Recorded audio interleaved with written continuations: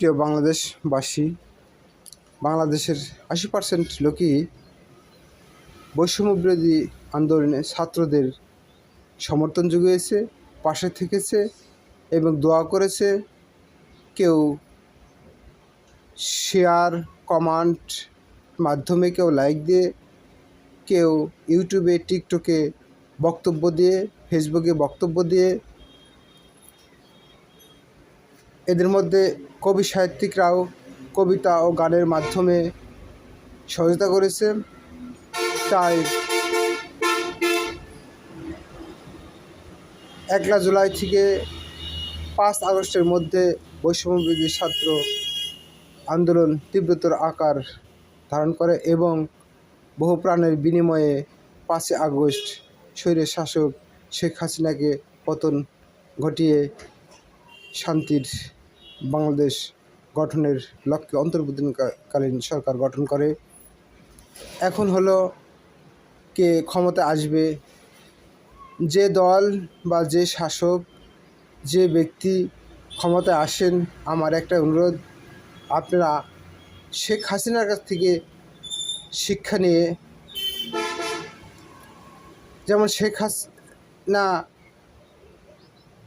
ক্ষমতার অপব্যবহার করেছে, গুম খুন, আয়নাঘর জ্বালাও পোড়াও বিভিন্ন ধরনের কিছু করার মধ্য দিয়ে তার পতন ঘটিয়েছে। আপনারা যেন এমনভাবে ক্ষমতা ধরে না রাখেন। আপনারা জানেন, ফিলিস্তিনে ইসরায়েল নেতানিয়াহু ফিলিস্তিনি লক্ষ লক্ষ মানুষ মারছে নির্বিচারে।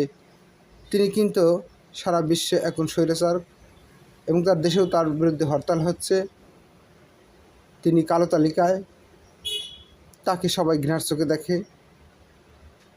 হিটলারও তেমনিভাবে ক্ষমতার দাপটে পতন হয়ে মারা গেছে। নমরুদ ফেরাউনও ক্ষমতা টিকিয়ে রাখতে পারেনি, ক্ষমতার দাপটে মানুষকে মানুষ মনে করতো না, তাই তাদেরও পতন ঘটেছে। এইভাবে যত স্বৈরশাসক আসবে, কারোই কিন্তু ক্ষমতা টিকে থাকবে না, সবারই ক্ষমতা চলে যাবে। এবং শুধু ক্ষমতায় যাবে না, তারা রেখে যাবে তাদের কালো কলঙ্কিত অধ্যায়। তারা ইতিহাসে কলঙ্কিত স্বৈরাচারী হয়ে থাকবে। আমার বিনীত নিবেদন, যারা পরবর্তীতে সরকার হবেন, তিনারা যেন শাসক না হন। জনতা যদি আপনাদের না মানে বা আপনাদের কাজে অসন্তুষ্ট হয়, তাহলে আপনারা পদত্যাগ করবেন। পদত্যাগ করলে মানুষ দুর্নাম হয় না, মানুষের মানসম্মান নষ্ট হয় না, বরঞ্চ আরও মানসম্মান বাড়ে। যে পদত্যাগ করে সেই কিন্তু সৎ ব্যক্তি, সেই দেখায় দেয় যে হ্যাঁ, আমি দেশের মানুষ আমাকে চাচ্ছে না, আমি পদত্যাগ করলাম, দেখি কে ভালো চালায়, তার কাছে দেশটা দিই। পরবর্তীতে কিন্তু দেখা যায় যে পদত্যাগকারী আবার মানুষের কাছে প্রিয় হয়, তখন আবার সে ক্ষমতায় ফিরে আসে। তাই পদত্যাগ করলে সম্মান জানায়, সম্মান আসে। তাই আমি অন্তর্বর্তীকালীন সরকারের সংস্কারকৃত শান্তির বাংলাদেশে যারা ভবিষ্যতে ক্ষমতা আসবেন, তারা সৎ থাকার চেষ্টা করবেন এবং জনগণ যদি আপনাদের না চায়, তখন আপনারা পদত্যাগ করবেন। পদত্যাগ করলে সম্মান যায় না, সম্মান বাড়ে। সবাইকে শুভকামনা,